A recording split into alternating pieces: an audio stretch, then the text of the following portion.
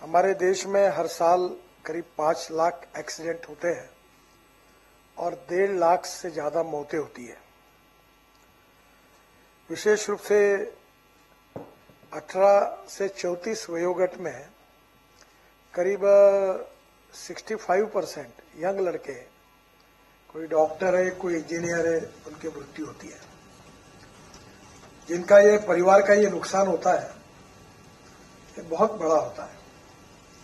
अभी बीच में मैं पुणे में गया था, इकलौता लड़का यंग डॉक्टर हुआ, एमडी हुआ और परिवार में एक ही था और माता और पिता बेचारे, पिताजी रिटायर्ड हो गए थे और वो जैसे उसके करियर की शुरुआत की उसी में कार एक्सीडेंट में उसका डेथ हो गया। ऐसी बहुत सी घटनाएं हैं। तो करीब ये 1.5 लाख से ज्यादा मौतें होती है और यंग पढ़े लिखे अच्छे लड़कों का, लड़कियों का इसमें डेथ होता है। 3% से ज्यादा जीडीपी का नुकसान होता है।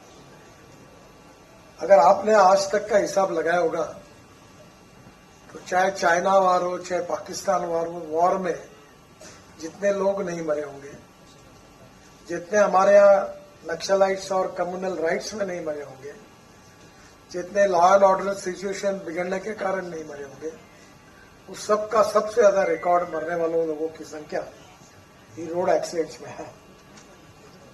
और इसमें जो महत्वपूर्ण कारण है उसमें से सबसे पहला कारण है रोड इंजीनियरिंग।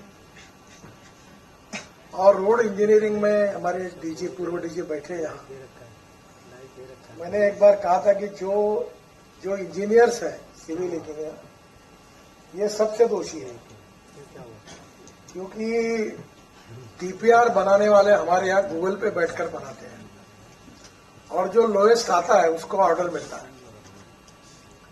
और ये इतने घटिया क्वालिटी के डीपीआर बनाते हैं कि डीपीआर बनने के बाद इनकी जिम्मेदारी होती है कि वो खुद जाकर साइट पर इंस्पेक्शन करें, उसको देखें। कोई देखता नहीं, केवल टेंडर लगाने का एक्सपर्टाइज है सबके पास। और उसका पहला कारण है कि टोटली डीपीआर ये क्वालिटी नहीं है।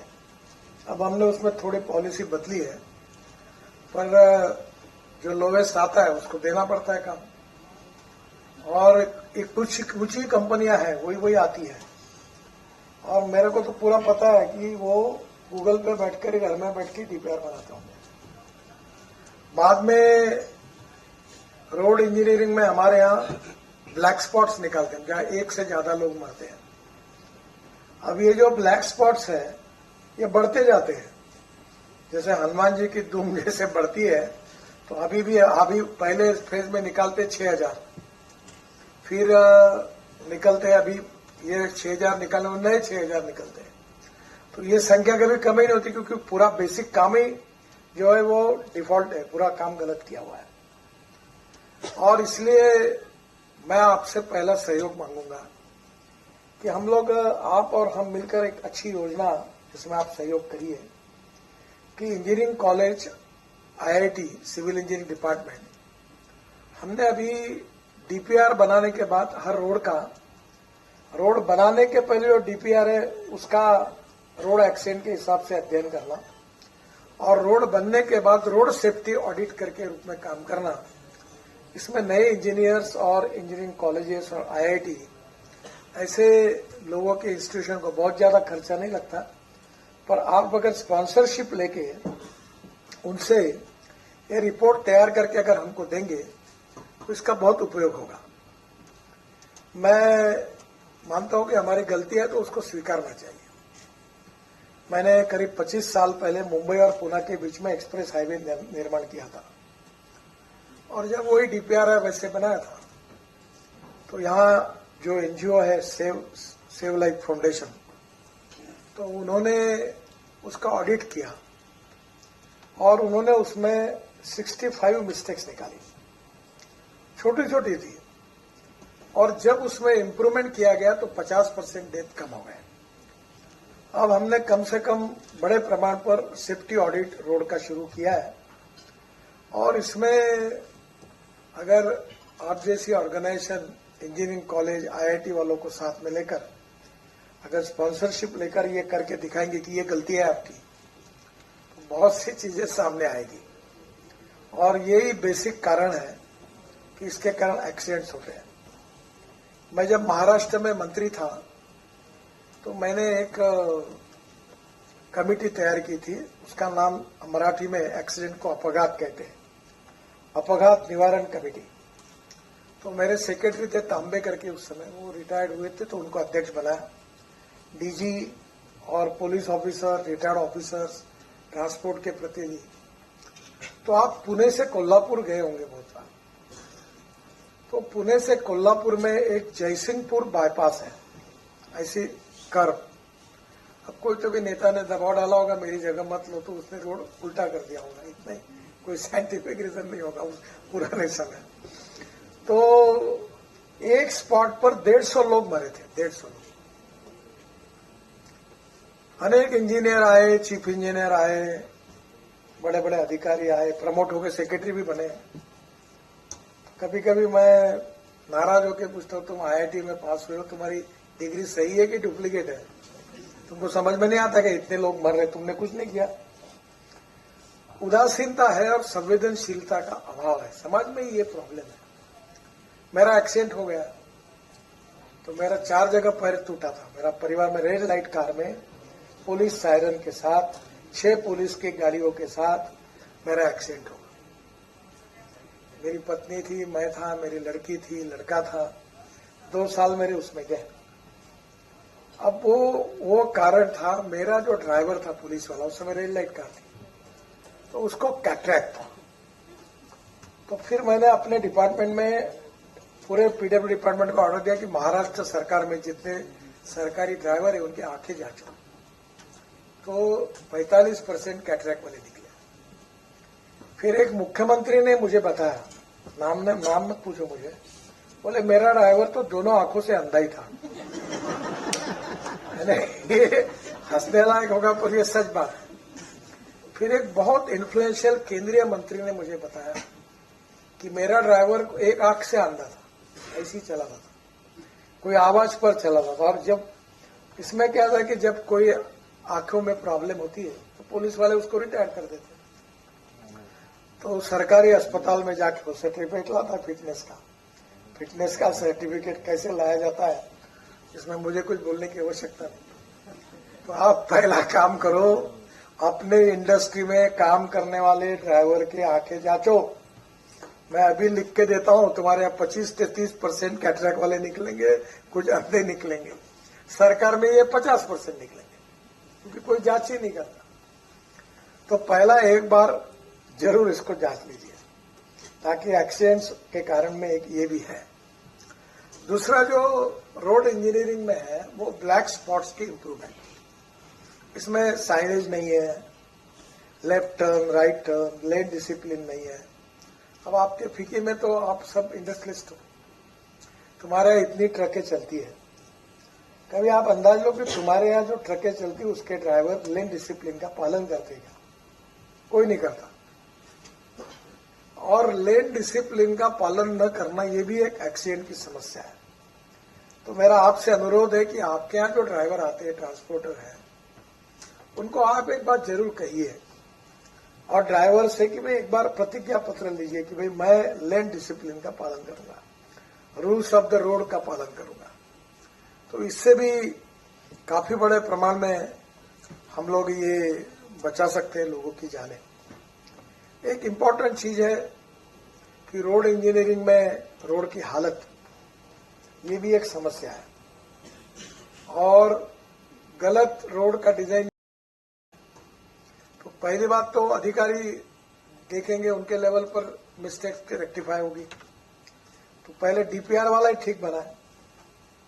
अब डीपीआर वाला जो है ये कल्प्रिट है मेन, और वो भी इंजीनियर ही है, और मैक्सिमम गवर्नमेंट से रिटायर्ड हुए इंजीनियर डीपीआर कंपनियां चलाते हैं। और ये अब मैं थोड़ा साफ बोलता हूं तो मुझे माफ करिए, सच है वो बता रहा हूं आपको। पैसे लेने में मतलब नहीं, वो जरूर पैसे लें पर काम अच्छा करें। हमारे यहाँ रोड का काम चलता है, तो फॉरेन में चलेगा तो वो पहले कवर करेगा, फिर टीन लगाएगा, फिर रेड सिग्नल लगाएगा, फिर क्षमा मांगेगा कि गलती हो रही। हमारे कॉन्ट्रैक्टर ऐसे एक्सपर्ट है कि एक एक गड्ढा खोद के 2-2 महीने देखते रहते हैं कि जैसे कोई एग्जीबिशन ग्राउंड पर कोई दुकान में प्रोडक्ट का एक्सपोजर है वैसे बैठे रहते हैं।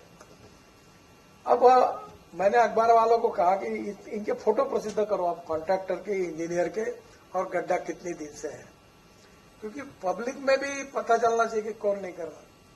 जिसके रोड पर एक्सीडेंट हो रहे वो डीपीआर बनाने वाले के फोटो लगाओ।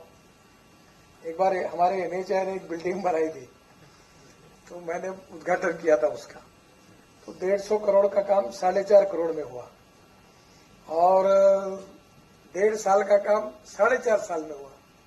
तो मैंने कहा मैं उद्घाटन तो कर रहा हूं पर तुम्हारा अभिनंदन क्यों करूं। तो जिन्होंने डिले किया और जिनके कारण सरकार को 300 करोड़ का चूना लगा, उन महान ऐतिहासिक लोगों के फोटो लगाओ। लेट द एनएचआई में आने के बाद इसके कारण डिले हुआ तो लोग समझेंगे। तो कहीं ना कहीं संवेदनशीलता और अवेयरनेस, ये जो हमारे लेवल पर है, हम कोशिश कर रहे हैं। मैं तो अभी रिव्यू करता हूं प्रोजेक्ट के स्टेट वाइज, तो डीपीआर वालों को खड़े करता हूं। अब जो मैं बोलता हूं आपको बताने लायक नहीं है, पर कोई उनको शर्म नहीं आती, फिर नया टेंडर 40% बिल हो जाके बनते हैं और फिर वही गंदगी करते हैं। अब सरकार में समस्या है कि लोएस्ट आने वाले आदमी को आप काम रिजेक्ट नहीं कर सकते, पर it is our responsibility, we need to find out the way out. तो हम लोग जरूर कोशिश करें कि डीपीआर अच्छा बने। दूसरी बात, रोड सेफ्टी का ऑडिट। तो आप 2 चीजों में करिए कि रोड डीपीआर बनने के बाद आप कोई 10-15 लाख रुपए में काम हो, इंजीनियरिंग कॉलेज के लड़के वो सिंसियरली अगर ये स्पॉन्सरशिप करके करेंगे तो ये काम हो जाएगा। दूसरी इंपॉर्टेंट चीज है, कभी कभी सब सच चीजें कहना मेरे लिए भी संकोच होता है। मैं महाराष्ट्र का विरोधी पक्ष नेता था, तो मैंने नागपुर के आरटीओ में, हमारा आरटीओ बड़ा अच्छा था, ट्रांसपेरेंट था, ऐसा देखता था, और कागज पर केवल हाथ में नोट मिली कि ठप्पा मारता था और साइन करता था, देखता भी नहीं था इधर उधर, बड़ा डिसिप्लिन था। तो विलासराव देशमुख मुख्यमंत्री थे और शिवाजीराव मोघे करके ट्रांसपोर्ट मंत्री थे। तो मैंने क्या किया, एक को पकड़ा, मैंने बोला इनके दोनों के लाइसेंस बनाओ, और मुख्यमंत्री का लाइसेंस और परिवहन मंत्री का लाइसेंस जब उसके पास गया तो पहले ट्रांसपेरेंट और डिसिप्लिन होने के कारण उसने इधर उधर नहीं देखा, पैसे लिए, रखे, ठप्पा मार दिया, लाइसेंस ला के दिए। तो मैंने मुख्यमंत्री को विधानसभा में बताया, देखो तुम्हारा लाइसेंस, तो दोनों के लाइसेंस तैयार। अब ये आप जैसे विद्वान, सुशिक्षित, धनवान, सुसंस्कृत लोगों को अगर मैं एक सवाल पूछूंगा कि आप में से कितने लोग ऐसे कि जो आरटीओ में जाके परीक्षा पास करके जिन्होंने ड्राइविंग लाइसेंस लिया, ऐसे कितने लोग हैं? अच्छी बात है, तो भी 50% है। 50% ने कहां से लाया होगा मालूम नहीं। मैंने जब यह आरटीओ के लिए एक्ट पास किया तो कोल्हापुर के आरटीओ के सामने 4000 लोगों ने मेरा पुतला फूका। तो मैं गया तो मैंने बोला उनको बुलाओ, तो उन्होंने कहा हम गरीब लोग हैं, हम 4000 लोग हैं, हमारा परिवार आरटीओ के दलाली पे चलता है और तुम हमारा रोजगार छीन रहे हो। मैंने बोला तुम्हारे लिए कोई दूसरा रोजगार ढूंढेंगे, पर ये क्यों करते हो?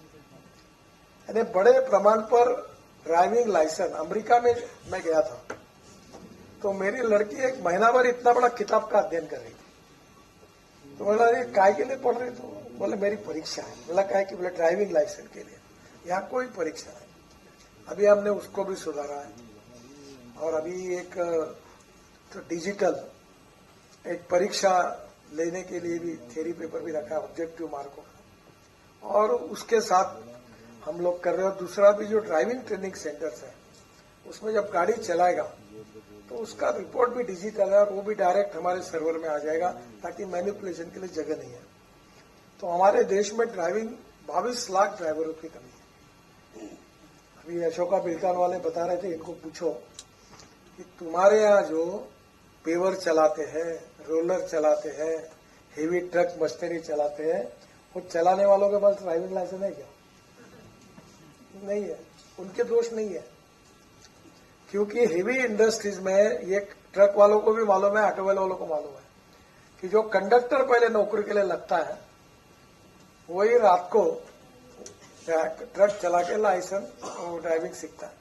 मैं जब स्टूडेंट था तो मेरा एक मित्र था, उसके पिताजी बैंक में ऑफिसर थे, तो हम दोनों रात को 12 बजे उसके पिताजी सोने के बाद वो चाबी लेके आता था और हम उसके स्कूटर निकाल के सीखते थे।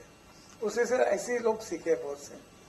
तो प्रॉब्लम यही है कि ड्राइविंग की फैसिलिटी विथ डिजिटल सिस्टम और उसके साथ हेवी इंडस्ट्रीज और मशीनरी वालों के लिए भी हाथ के पीछे में आते हैं सब लोग। ये जितने हेवी इंडस्ट्रीज वाले हैं उनको बोलो कि तुम्हारे जो ये मशीनरी चलाने वाले हैं इनके लिए आप एक एक स्कूल चलाइए, 3 महीने का 4 महीने का कोर्स चलाइए। और तो अभी कुछ लोग कर रहे हैं, मारुति वाले भी बैठे हैं, बाकी भी लोग कर रहे हैं अभी। और ड्राइविंग ट्रेनिंग सेंटर्स भी इन्होंने खोले और मैं आग्रह कर रहा हूँ कि और खोलिए। तो पहली बात तो ये प्रोफेशनली ये होना चाहिए। अब एक प्रश्न ऐसा है कि यूरोपियन देशों में 8 घंटे होने के बाद ड्राइवर उतर जाता है। अब हमारे देश में 16 घंटे 14 घंटे चलाता है, साइट पर भी काम करता है। और इसका कारण नियम तो है लेबर डिपार्टमेंट, हम भी वो इम्प्लीमेंट करने में डरते हैं क्योंकि शॉर्टेज है। तो मुझे लगता है कि अब धीरे धीरे हमको कितना भी हुआ तो भी 8 घंटे के बाद ड्यूटी खत्म करनी होगी, वो भी इंसान है। दूसरी बात, इतने हाईवे बने, हाईवे में हजार किलोमीटर महिलाओं के लिए कोई टॉयलेट नहीं है। अभी हम 670 बना रहे हैं, वहां तो छोटे बच्चों को मां को दूध पिलाने के लिए भी रूम तैयार कर रहे हैं। हमारे इसमें इसका कोई विचार ही नहीं हुआ। तो बहुत बड़े प्रमाण पर तुम अगर कॉन्स्टेंटली ड्राइविंग करोगे, जैसे हमारे यहाँ महाराष्ट्र में समृद्धि महामार्ग है, पूरा व्हाइट टॉपिंग है, जिसका कारण ये है कि पूरा सीमेंट कंक्रीट रोड है और सफेद सफेद दिखता है। और 4 घंटे 5 घंटे 10 घंटे कंटिन्यूअस जब सफेद दिखता है तो आंखों में भी उसका परिणाम होता है। तो कहीं ना कहीं उसके ऊपर और बाजू में अब कंस्ट्रक्शन करते समय सोचना होगा कि इसका परिणाम जो ड्राइविंग हो वो सुखद हो, अच्छा हो। तो पहली बात तो रोड इंजीनियरिंग में ये सब सुधार करने में जो इंजीनियरिंग कॉलेज और आईआईटी ये जो रोड सेफ्टी ऑडिट और डीपीआर का चेकिंग करने के लिए अगर आप लोग आगे आएंगे तो बहुत अच्छा होगा। दूसरा, ऑटोमोबाइल इंजीनियरिंग, अब उसमें भारत कैप में हमने स्टार रेटिंग भी शुरू किया, एयर बैग्स भी लग गई। कल ही हमारी मीटिंग हुई। हम बसेस में अभी जैसे हवाई जहाज में इकोनॉमिक क्लास में फिजिकल क्लास में बेल्ट होता है, वैसे बेल्ट भी लगा रहे, इलेक्ट्रॉनिक ब्रेकिंग सिस्टम भी ला रहे हैं। By and large automobile engineering में हमने काफी सुधार किया और इन्होंने कोऑपरेट भी किया है और काफी सुधार हुआ है। पर ये जो लुधियाना में और ये इंदौर में ये हथौड़े लेकर बस बॉडी बनाते हैं, उसमें थोड़ी मेरी भी गलती हुई। अब बहुत एक्सीडेंट हो गए, लोग मर गए।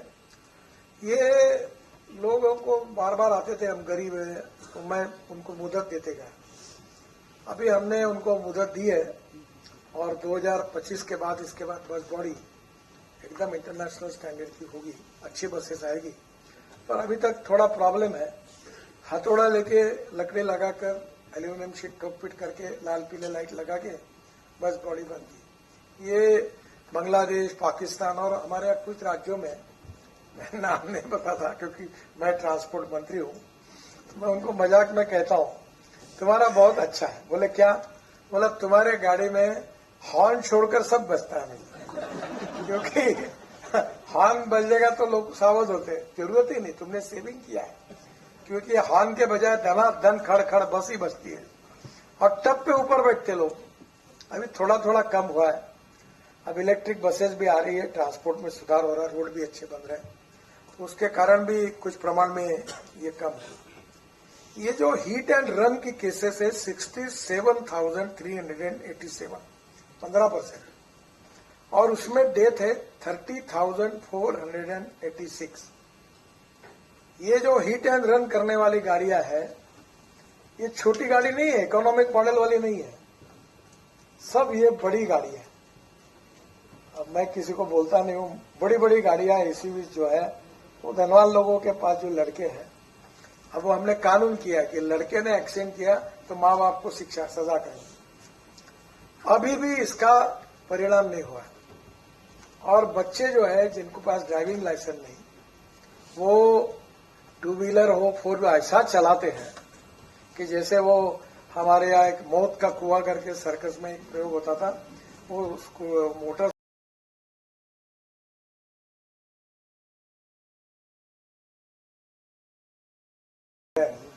इनके अभी कल मैंने आज ही एक सुझाव दिया अखबार अपने एबीपी के कार्यक्रम में था कि मैसूर बेंगलोर हाईवे पर एक लग्जरी बस जिसके कंपनी का नाम आता है, वो पूरा वन रॉन्ग वे म्हणजे रॉन्ग साइड बस लेके जा रहा था हाईवे पर।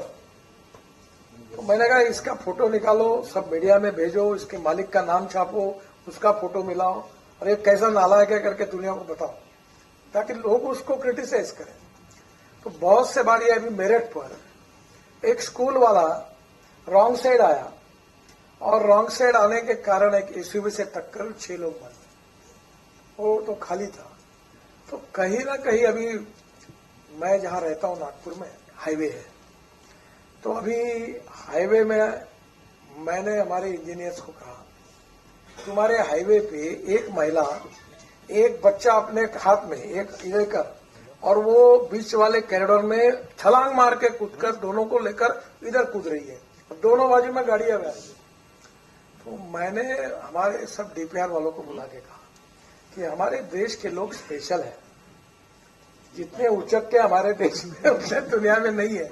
वो छलांग मारने में रिकॉर्ड करना चाहते हैं, तो तुम अभी ऐसे ही बनाओ कि कोई भी व्यक्ति कितनी भी बड़ी छलांग मारे उधर नहीं जा सकता, ताकि ये पूरे रोड के बीच में से क्रॉस कर दें। तो ये अभी हमने तय किया है, अभी डिजाइन मैंने तैयार किया और उसमें अभी ऐसा है कि कितना भी कुशल खिलाड़ी भी होगा और छलांग मारने की कोशिश करेगा तो भी नहीं जा सकता, ऐसा डिजाइन बनाया। फिर दूसरी बात, रोड में 5-5 किलोमीटर दोनों बाजू में बस्ती है, तो हमने फुट ओवर ब्रिजेस बनाया। अब मैंने ही नहीं देखा कभी फुट ओवर ब्रिज में लोग चढ़ते हुए, तो तुमने कहा देखा होगा? कोई फुट ओवर ब्रिज में चढ़ता नहीं। इसका कारण दोष उनका नहीं, दोष हमारा है कि वो जो एक एक स्टेयर के ऊपर जो चढ़ के उसमें लोगों की प्रवृत्ति नहीं है चढ़ने। तो अभी हमने एक डिजाइन तैयार किया कि दोनों बाजू में फ्लैट स्लोप होके स्कूटर साइकिल और लोग भी पैदल ऊपर जाए, और दिव्यांग और सीनियर सिटीजन के लिए दोनों बाजू लिफ्ट रहेगी और उसके ऊपर में सोलर लगाएंगे, तो उसके कारण लिफ्ट का खर्चा निकल जाएगा। तो फुट ओवर ब्रिज शहरी भाग में बड़े प्रमाण पर ये करने की कोशिश कर रहे हैं, जिसके कारण रोड को क्रॉस करने में उनकी सुविधा होगी। तो ऑटोमोबाइल इंजीनियरिंग और रोड इंजीनियरिंग दोनों के प्रॉब्लम तो है। तीसरा जो सॉल्व करेंगे हमारे हाथ में ही है वो, तीसरा जो प्रॉब्लम है इन्फोर्समेंट। ये सबसे बड़ी समस्या ऐसी कि नया कानून आने के बाद हमने फाइन बढ़ा दी है। 1 साल मुझे पार्लियामेंट में ये बिल पास करने के लिए लगा। सब पार्टियों को राज्यसभा में हमारी मेजोरिटी नहीं थी, और वैसे भी आरटीओ वाले मेरे ऊपर बहुत नाराज है। तो सब राज्यों के परिवहन मंत्री कुछ भी करके परमिशन नहीं दे, बड़े मुश्किल से ये बिल पास हुआ और उसके लिए पार्लियामेंट्री सब कमेटी बनी, अब वो हो गया। फाइन बढ़ा है, तो भी अब प्रॉब्लम यह है कि लोगों को उसकी भी चिंता है, कानून के प्रति डर भी नहीं और सम्मान भी नहीं, ये एक प्रॉब्लम है।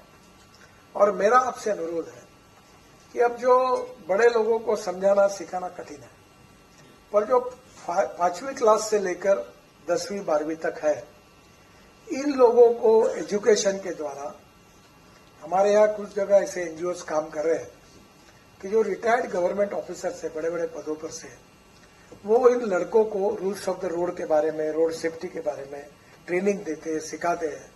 तो बड़े प्रमाण पर यह कार्यक्रम शुरू हुआ। अभी एक ध्यान में आया कि मैं एक स्कूल में गया था, स्कूल रोड पर है, और जब स्कूल छुट्टी है तो स्कूल के बाहर रोड पर हमने तो रोड इसीलिए बनाए कि पब्लिक की पार्किंग व्यवस्था करने के लिए बड़े। दिल्ली में तो कोई भी धनवान आदमी कितना भी बड़ा हो, मैं जितने लोगों के घर में रात को खाना खाने जाता हूँ वो बड़े व्यवहारी है, वो अपने घर में पार्किंग नहीं बनाते, वो रोड पर ही अपनी गाड़ियां खड़ा करते। तो नेचुरली स्कूल के बाहर पूरी गाड़ियां खड़ी होती है और बच्चे छूटते हैं, वही एक्सीडेंट होते हैं। तो कम से कम जैसे आप अगर काम करना चाहते तो स्कूल वालों को कहिए कि आपके स्कूल के सामने जो ब्लैक स्पॉट्स है इसको आप दूर करिए। काफी बच्चों का एक्सीडेंट होता है। और दूसरा जो मुझे लगता है कि स्कूल में जैसे हम सड़क सुरक्षा अभियान चलाते, अभी बीच में दिन भर प्रसून जोशी, अमिताभ बच्चन, मैं भी था और हमने काफी एक बड़ा कार्यक्रम दिन भर चलाया और लोगों के एजुकेशन के लिए काफी मीडिया का इसमें उपयोग हो सकता है। जो इंडस्ट्री है इसमें स्पॉन्सरशिप करके कार्यक्रम कर सकती है। रोड सुरक्षा की प्रतिज्ञा कि मैं नियमों का पालन करूंगा।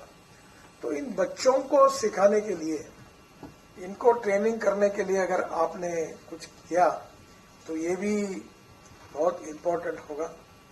दूसरी बात, समाज में अभी बीच में सुप्रीम कोर्ट में निर्णय आया कि जो लोग बचाने का काम करते थे उनको तकलीफ होती थी, वो भी हमने कानून में लाया कि उसको ना पुलिस पूछेगा ना कुछ करेगा।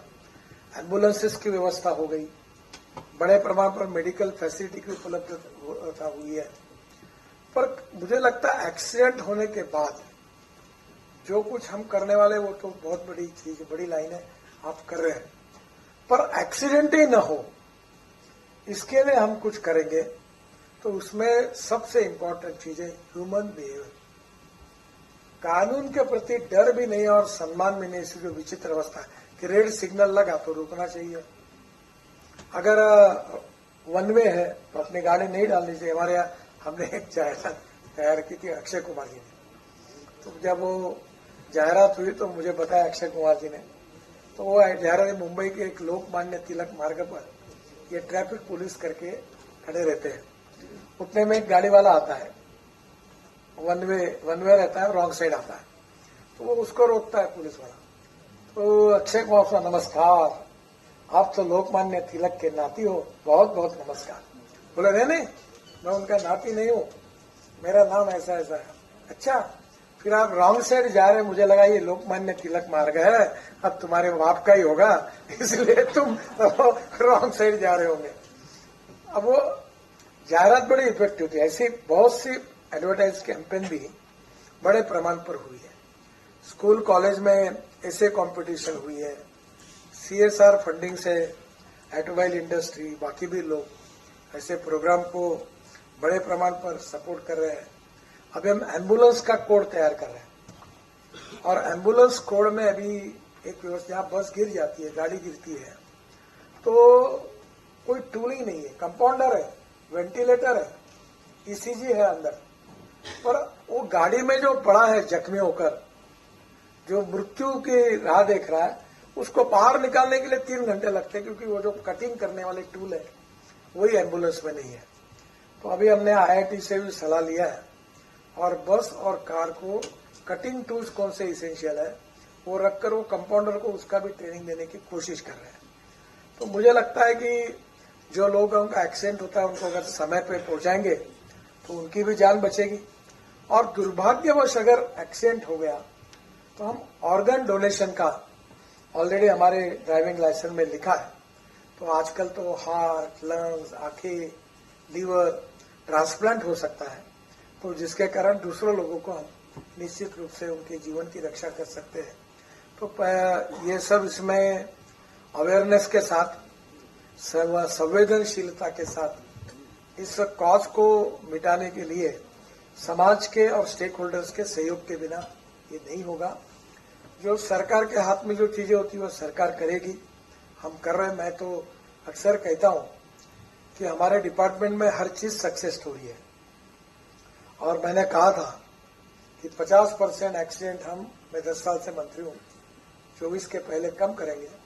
50 तो कम हुए ही नहीं और बढ़ रहे हैं। तो हमारा एक प्रकार से मुझे कोई संकोच नहीं है कि इस क्षेत्र में कोशिश करने के बाद में भी हमको जो सफलता मिलनी चाहिए वो नहीं मिली। इसका मतलब हमको और ज्यादा प्रयास करने की आवश्यकता है और आप जैसे लोगों के सहयोग से, सुझाव से और सक्रिय योगदान से, जैसे ही बातें मैंने बताई, इसमें आप सबका सहयोग अगर मिलेगा, परिस्थितियां बदलेगी। जीडीपी 3% नुकसान तो ठीक है, पर ये यंग लड़के लड़कियों की जो एक प्रकार से मृत्यु हो रही है, ये उनका जो जीवन है वो बचाने में आप सबके सहयोग से अगर हम कामयाब होंगे